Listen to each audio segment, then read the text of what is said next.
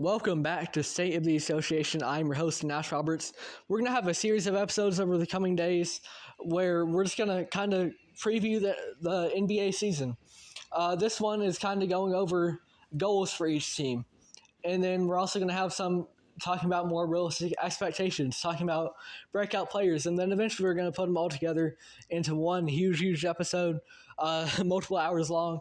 But for today, we're just going to talk about goals for each NBA First team. up for the Atlanta Hawks, I think your main goal is to kind of try to recapture that magic that you had a couple of years ago when you made the Eastern Conference Finals run. Because ever since then, the Hawks have been a really middling team. And not in terms of, mediocre kind of gets used in the connotation of, oh, they're bad. No, they haven't been outright bad. They've just been very mediocre, winning, maybe 40, 45 games at most in the season ever since then. And so just hovering around that spot where you're maybe a playing team, but you're not getting top pick and you're not going to be a contending team. They've just been hovering around there for a while now, and you tried to bring in a guy like DeJounte Murray, and that didn't work out at all. So now he's gone. Now he's a Pelican, and your goal is to kind of just try to do what you did once again, led by Trae Young, because he's obviously the number one guy there. And you've got some intriguing pieces like Onyeka Okongwu. Maybe you could try to unlock his potential a little bit more. That his development's kind of been halted a little bit there. And a guy like Jalen Johnson, and just try to recapture some of that magic, make a run again. Do I think that they will be able to? I'm not betting on it for sure, but for the Atlanta Hawks, their goal is to recapture the Celtics. I mean, their goal is obvious. It's just to repeat as champions. That hasn't happened in the NBA in quite a bit, and there's just been an unprecedented level of parity around the league ever since 2019, I believe it was. The defending NBA champions have not made it past the second round. You had the Raptors, you had the Lakers, you had the Bucks, you had the Warriors, and most recently the Denver Nuggets. And the Celtics do not want to fall into that trap. This is a team that is uber talented. They have a coach that proves you can win with him. And I had my doubts about Joe Mazzulla, but he has done what it takes to build a championship team over there in Boston. Because, previously, the previous coaches they had a lot of talent on the roster, but they still were able to get it done. So the Celtics, you proved once that you can win the title, but one's not enough when you have this much talent on the roster and a coach that's at the very minimum not holding you back. So for Boston Celtics, it's pretty simple. They are looking to repeat once again. I think your main goal here is just a growth year for Cam Thomas. And we kind of saw that a little bit last year. His production went up by quite a bit, but that was also because now he was starting. He was getting a lot more minutes. But in general, it wasn't super efficient. The counting stats look good, but he didn't prove that he could, be a winning basketball player at this point. And that's okay. He's still a young player. He's got plenty of time to learn and develop. And that's just what you need. You need another leap year from Cam Thomas.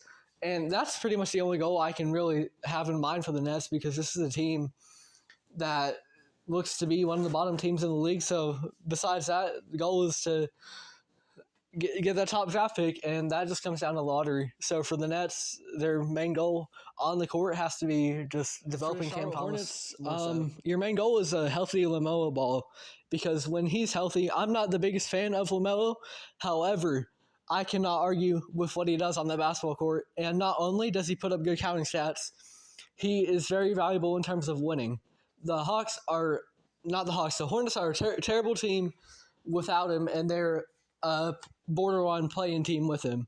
And now, and that borderline playing team, I say that, from what sample size we've had in the past, but now they've got good young pieces like Brandon Miller, so just have another guy out there that can help LaMelo out. I think your main goal is to have a healthy LaMelo. You can make a couple arguments, but ultimately I don't think the roster has what it takes to go far enough at this point in time to say what I said for the Hawks, where you kind of want to recapture the magic, now that a guy like Alonzo Ball is back. I don't think this roster is talented enough, especially with the loss of DeMar DeRozan, to, recapture that one seed, especially with teams like, the Celtics, the Knicks, and the Eastern Conference right now looks really good, the Bucks. So for Chicago, I think the main goal is to let Kobe White have another year as a starter and kind of grow into his own more and more, because last year was a really good breakout year for him. I'd like to see him do that on a very consistent level and prove it's not a fluke year. And I also would like to see Lonzo Ball finally be healthy again. I mentioned LaMelo having a healthy year. Same case with Lonzo. He's struggled with injuries so much. And like I said, the Chicago Bulls were the 1 seed a little bit ago, back when Lonzo was healthy and dishing out to Zach LaVine and DeMar DeRozan. So you want another solid year from Kobe White, just kind of prove that he still has what it takes. And because you see guys have fluke years sometimes, I don't think that's what it was for Kobe White, but you would like another year to just solidify his place as the starting point guard on this team for the future. And just another healthy season from Lonzo. See what you have there at the very minimum. Because if he's coming off the bench, Kobe's the starter. I believe he should be. If Alonso's coming off the bench, he's a great playmaker.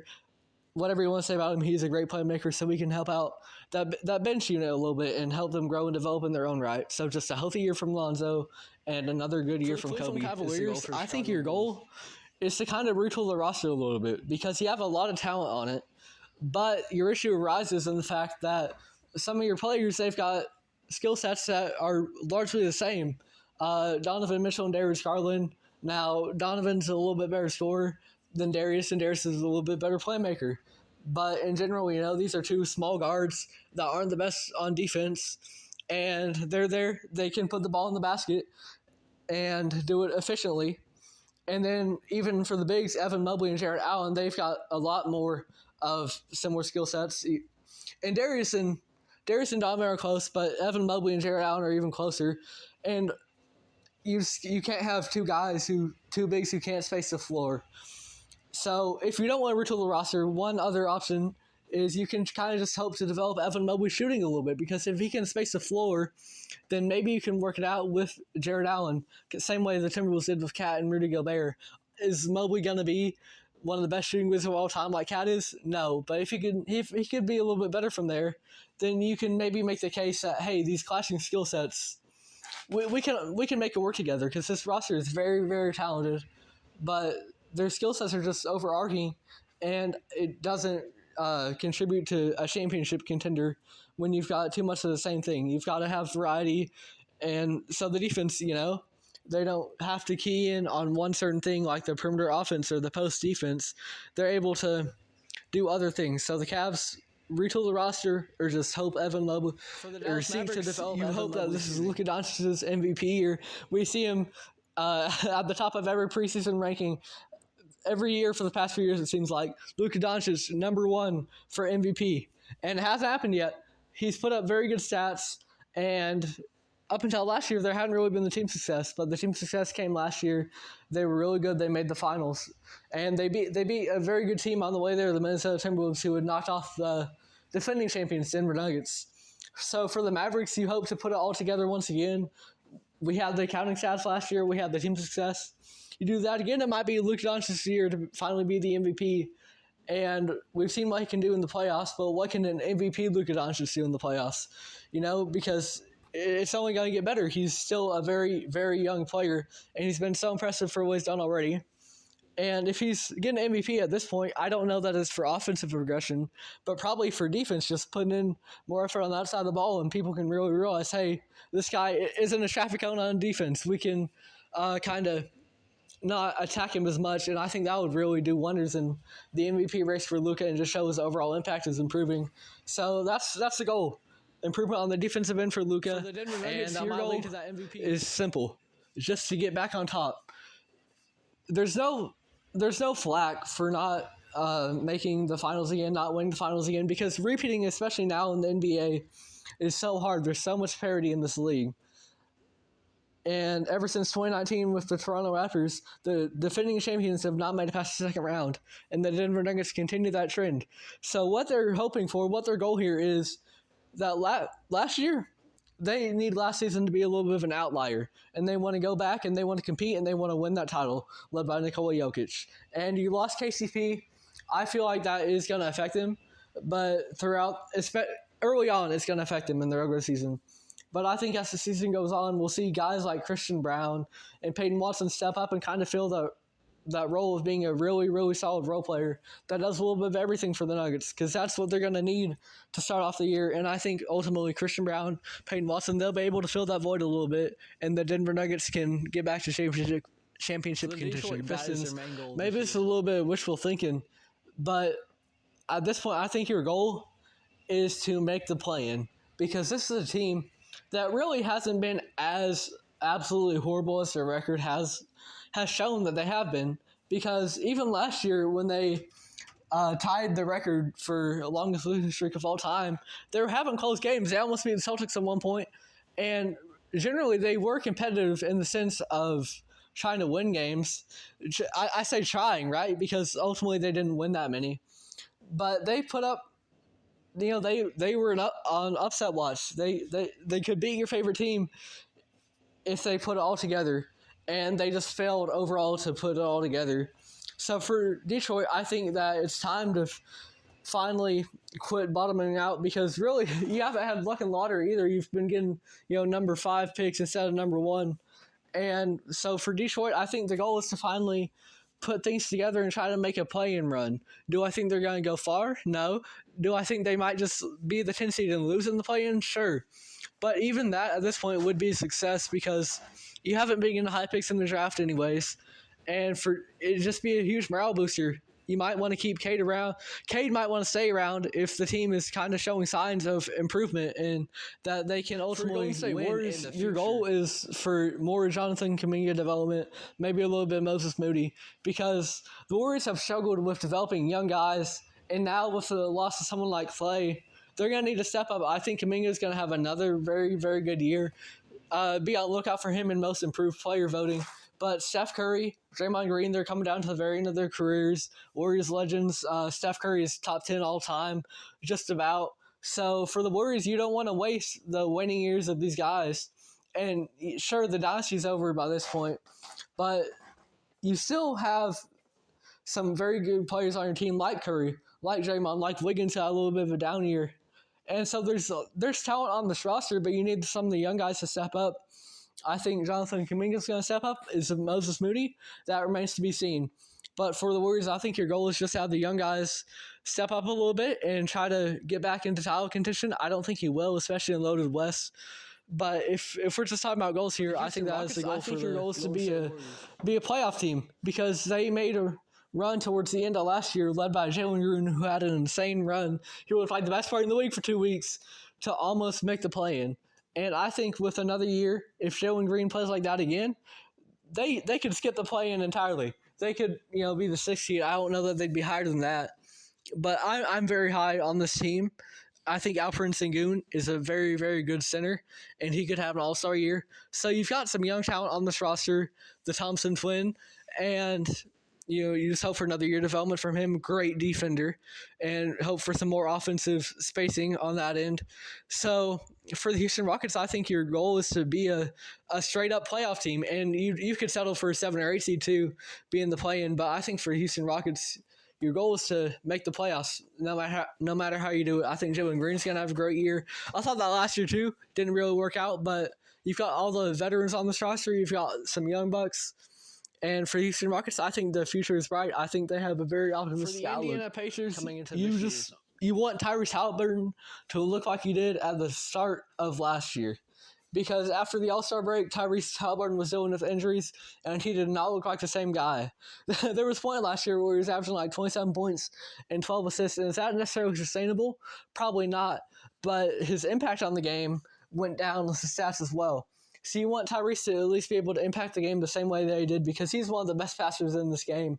And when he was dealing with injuries towards the tail end of last year, they just weren't as effective, and they had a really good playoff run. But you want that first half of the season Tyrese Halliburton back, because the Pacers, they slipped a little bit towards the end there. And once again, they did do very good in the playoffs. But ultimately, you just hope for a very, very good year from Halliburton. And I think he'll do it again.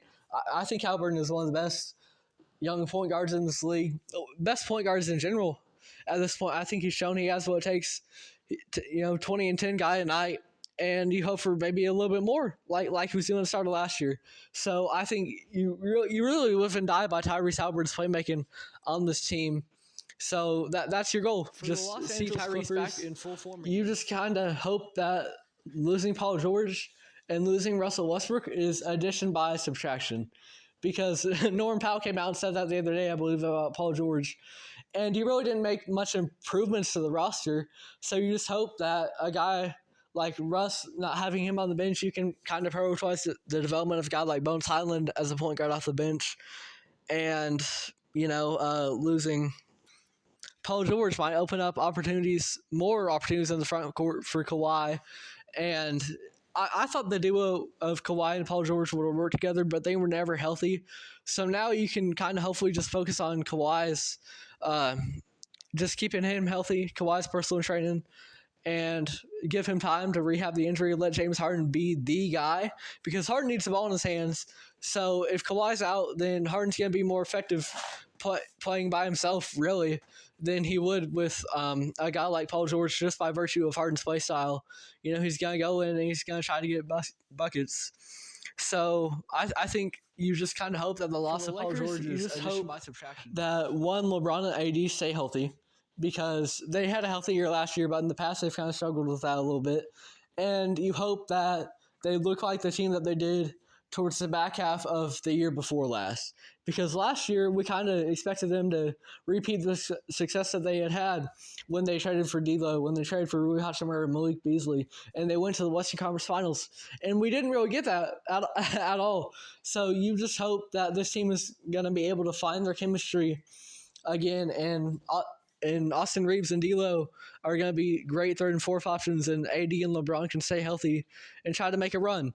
Do I think it's going to happen? No, because you're running back mainly the same roster, and JJ Redick is your coach now, and that's going to take time for him to really be an effective head coach, I believe. But for the Lakers, you kind of do hope to just recapture the magic you had a couple of years ago, because last year I kind of expected that to repeat. We're going across the country over to Memphis. Your goal is for Ja to stay out of trouble, because Ja, not only is he a flashing, exciting point guard, not only does he put up the stats, he has impact on winning as well. Now, the Grizzlies dealt with a lot of injuries last year, so they probably would have been better without that. But losing Ja for most of the season, in spite of all your other injuries, was the main reason why they were so bad last year. Led by Ja Morant, they had back-to-back seasons of being the number 2 seed. There was a little span there. And so Ja Morant has a very good impact on winning. Now, there was a point in time where people kind of questioned that. They said, oh, the Grizzlies had this great record without Ja Morant. I remember having that season. But now they don't have Tyus Jones. And Marcus Smart is a lot more volatile of a guy. Do I think he's more talented than Tyus Jones? Absolutely. But Tyus Jones is safer. So that argument, they're just as good without Ja Morant, they're better without Ja, that doesn't work anymore. We've seen now that Ja Morant has a huge impact on this team. And so for the Memphis Grizzlies, I think the main thing is for Ja to stay healthy, and they can be very dangerous if he is. Your main goal is for kind of a passing of the torch from Jimmy to Bam Adebayo, because there's both on the court and off the court stuff. There's kind of been murmurings that Jimmy Butler might not want to stay in Miami long term at this point. And so you kind of want Bam Adebayo to step in and be the guy for the Heat in the event that Jimmy Butler leaves. And for Jimmy specifically, I think he represents Heat culture very well.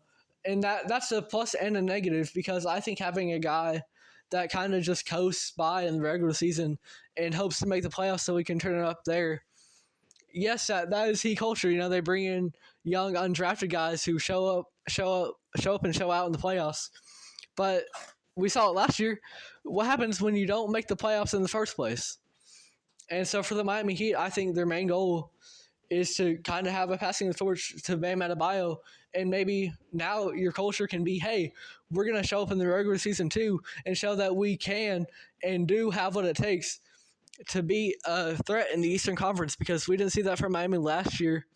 And so a lot of times I think it's just they focus too much on what they're going to do in the playoffs when they might not even make it. So I think having Bam Adebayo should we be that number one guy could kind of be a little bit of a reset of the culture. And you got to focus on making the playoffs first. I think Bam having a really good season would. Milwaukee Bucks, you hope that the second year of Doc Rivers and Damian Lillard works a lot better than the first. Because through the first half of the season, the Bucks, they didn't look the best, but guess what? They had the wins to back it up. They were 30-13 under their head coach. And then they fired him for Doc Rivers. And they finished the season, they don't even have 50 wins. They had 49-33. And for the Bucks, you just hope that the second year that Damian Lillard isn't really regressing and that it was just he had a lot of things going on in his personal life, which he did. And you hope that was the main factor in his play, not that he's getting older and regressing, which I think both are possibilities. We're just going to have to see how Dame does this year to kind of determine what it really was. You hope he goes back to late Portland era Dame where he's averaging 30 and 7 because a really effective Damian Lillard and Giannis is one of the scariest duos in the league. But regressing Lillard and still in his peak Giannis, that's a little bit less scary. So you just hope for a better year from Dame and the team showing that they can win with Doc. And you hope that Doc Rivers isn't dragging. You've got to hope that this bet on Julius Randle and Dante DiVincenzo works out because this team made the Western Conference Finals last year, and then they go and trade Cat. And I understand it from a business perspective. Cat was about to make a lot of money. But, the fans obviously haven't been big fans of this decision. And so we're going to have to see how that plays into the atmosphere, how they feel about a guy like Julius Randle coming in. And because I'm a Timberwolves fan, I wasn't big on the idea of Julius Randle. But I do think Dante DiVincenzo is going to be a big needle mover. And Julius and Cat kind of have similar play styles. So if Julius Randle can slot in and not be a ball stopper like he was at times in New York, I think it could work out. So you just kind of have to hope that this bet works. I think Dante DiVincenzo is going to be huge for them.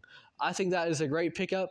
And so I truly believe that Julius Randle was not the biggest pickup in that trade that the Timberwolves made. The biggest pickup they made was Dante DiVincenzo. Averaged 15 points last year, was a lights-out shooter, and he showed up in the playoff for the Knicks. I think Dante DiVincenzo is going to be huge for you. And losing Cat, Julius Randle isn't the spacer that Cat is. He's not awful, but he's not. No one is. No big is the spacer that Cat is to this point. So Dante DiVincenzo, he's going to be able to make up for that spacing. And obviously it's different positions, but just in general, you didn't have a ton of three-point specialists on this team. So adding Dante DiVincenzo, especially in the modern league with the way it is predicated on the three, I think that's huge. The New Orleans Pelicans, this game will pay off. We want another healthy year from Zion for sure. And really, you can talk about DeJounte Murray all you want. I think the main goal for the Pelicans is to figure out their forward rotation because you've got so many talented wings on that roster. Herb Jones, Trey Murphy, Zion Williamson, Brandon Ingram. And you can't realistically have all four of them on the court at once. So you're going to have to figure out what to do with that. Does that mean Brandon Ingram's coming out of town? Does that mean Zion Williamson, he gets injured again? And now you've got Herb, Trey Murphy, and Brandon Ingram having good games. And you have to make a decision with Zion. Whatever the case may be, I think you've got to figure out that wing rotation because you're going to have to pay all these guys eventually. And you can't really because then you're gonna lose your guards, you're gonna lose your center, which who they run at center right now anyways. So for the Pelicans, you just got to figure out the wing rotation. I think that's the main goal. You hope that the new additions, Mikal Bridges and Karl-Anthony Towns, come in and make a big impact immediately. Because I think the loss of Dante DiVincenzo could hurt. It very much has potential to do so. But Mikal Bridges could hopefully slot in that role. He was an excellent role player for the Suns a couple of years ago. He went over to be the first option for Brooklyn. That really didn't work out. Mikal shouldn't be your first option, especially if we're looking to win a lot of games. So I think Mikal kind of going back to being more of a role player, more awful, I think that's going to be very, very good for him. And for Cat, I think Mitchell Robinson was going to be out till January. So you just hope that Cat's able to shore up that center position. And I think he absolutely will. And this team, there's not a lot of flaws with the roster, really. So you just kind of hope that the new additions of Mikal and Cat are able to come in. The biggest market in the NBA Madison Square Garden, the New York Knicks were moving on to the Oklahoma City Thunder. And for the Thunder, you just hope for another year of progression from J-Dub, maybe an all-star leap from J-Dub, and another year from Chet Holmgren. He could make an all-star leap as well. If you've got 3 all-stars on that team, 3 potential all-stars, that's an elite team. And they were really, really good last year. So just another year of experience under that roster led by Shai Gilgeous-Alexander. I think the OKC Thunder could very well do some big things. You just hope for another leap from J-Dub and another leap from Chet Holmgren. And leaps from other guys too, like Cason Wallace, I think is a really, really good player. And so just some more development from young guys. This team is so young. They've just got to take time to develop, and they were really successful last year. Over to Orlando, I think that's going to continue. You had Paolo Banchero make the All-Star leap last year. I want to see him make the All-NBA leap this year. I think Paolo has been one of the more underrated number 1 overall picks in recent years. He won Rookie of the Year, and then he became an All-Star. He's really been on a trajectory to be a top player in this league, and I think he absolutely has potential too. And for the Orlando Magic, I think their success this season largely depends on that. I think a guy like Franz Wagner can be very crucial too. But in general, Markelle looks like he's not coming back. So Cole Anthony and Jalen Suggs, that's going to be your main guard rotation. Cole has developed into a solid, a little bit more efficient of a scorer. But ultimately, he's not the guy you're going to want the ball in the hands the most of. And Jalen Suggs as well, he's more of a defender. So Paul is going to have to carry a little bit of this offensive load. And I think he's absolutely capable. So just another leap from Paolo Banchero, that would be great for the Magic. And I think that's what Orlando's goal is. Because Paul can take you far. I don't know that he's going to take you. Also, I could see an Eastern Conference Finals appearance if everything worked out matchup-wise for them, for the Magic. If they didn't have to play the Knicks or the Boston Celtics, I think they have a chance to beat a team like Milwaukee or Cleveland, the second-tier teams. I think they have a chance to be on par with those.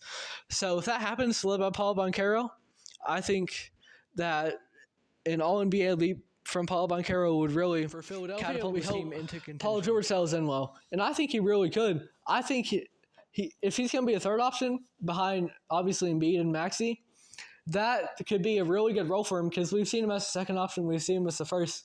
We've never seen him as a third. But he really has what it takes. He's a long wing. He can do a little bit of everything, and he's a very good defender when he locks in on that side of the ball. So I think if Paul George is able to come in and be the third option for his team and not have to carry a huge offensive load, honestly, that'd be really intriguing, and I think Paul George would do really well in that role. So for the Sixers, you just kind of hope that Paul George comes in and is able to do that if he has this new role.